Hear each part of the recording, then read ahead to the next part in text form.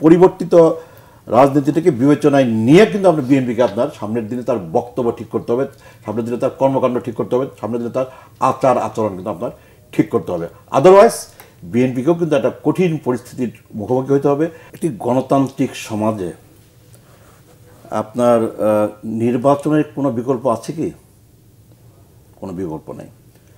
সিদ্ধান্ত নেওয়ার মালিককে জনগণ। কারা ক্ষমতায় থাকবে, কারা ক্ষমতায় থাকবে না, সিদ্ধান্ত নেওয়ার মালিক হচ্ছে আপনার জনগণ। জনগণকে সেই সিদ্ধান্ত নেওয়ার সুযোগটা আপনাকে করে দিতে হবে। জনগণ সিদ্ধান্ত নেওয়ার সেই সুযোগটা পায় নির্বাচনের মধ্য দিয়ে, তাই না? এখন আপনার বিএনপি আপনার এর আগে আপনার 91-এর পরে আপনার 3 বার আপনার রাষ্ট্রীয় ক্ষমতায় ছিল, দায়িত্ব পালন করেছে সরকারে। বিএনপির কোনো ভুল ত্রুটি নাই, কোনো সীমাবদ্ধতা ছিল না, এটা তো বিএনপি নিশ্চয়ই বলবে না। বিএনপি তার বিগত দিনে আপনার রাষ্ট্র পরিচালনা করতে গিয়ে তার যে অভিজ্ঞতা, সেই অভিজ্ঞতাগুলোকে আপনার বিএনপি বিবেচনায় নিয়েই কিন্তু আপনার এই 31 দফা কর্মসূচি কিন্তু আপনার জাতির সামনে হাজির করেছে। অর্থাৎ রাষ্ট্র মেরামত করার জন্য 31 দফা কর্মসূচি।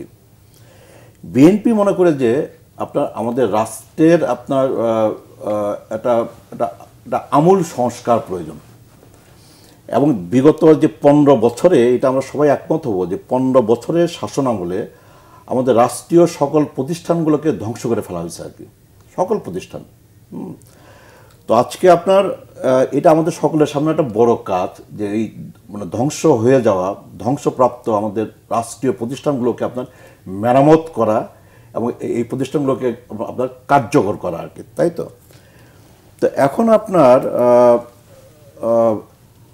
আপনার কিন্তু সুলতান মোহাম্মদ জাকারি যে জায়গাটি মূলত বলতে চাচ্ছিলেন, এবং যেটা জাতীয় নাগরিক পার্টির এক ধরনের, এই যে 31 দফা বলি বা যা যাই প্রতিশ্রুতিগুলো দিচ্ছেন সেগুলো শেষে এখন ধরুন যে আপনার বিএনপি 31 দফা কর্মসূচি জাতির সামনে হাজির করেছে।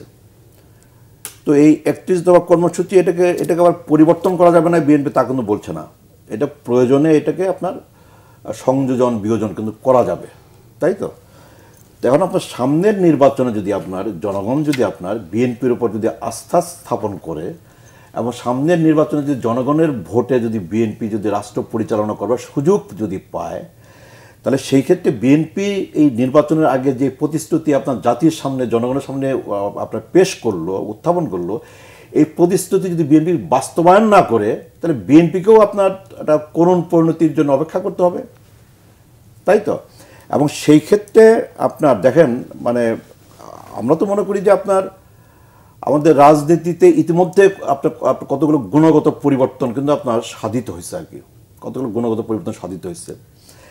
এবং আপনার সংস্কারের যে বিষয়টা আমরা আলোচনা করি আপনার, তো ধরুন যে আপনার আমরা তো মনে করি সংস্কার তো হলে যে আপনার একটা রাজনৈতিক দলের ভেতরেও সংস্কার দরকার, আমাদের রাজনৈতিক আচার আচরণের সংস্কার দরকার, আমাদের বক্তব্যের সংস্কার দরকার, তারপরে আমাদের দিক থেকে আপনার আমরা রাষ্ট্র পরিচালনা করতে চাই, রাষ্ট্র পরিচালনা করতে গিয়ে আমরা কোথায় কোথায় আমরা কী পরিবর্তন, কী সংস্কার করব, সেই পরিবর্তন, সেই সংস্কারের বক্তব্য এটা উত্থাপন করা দরকার।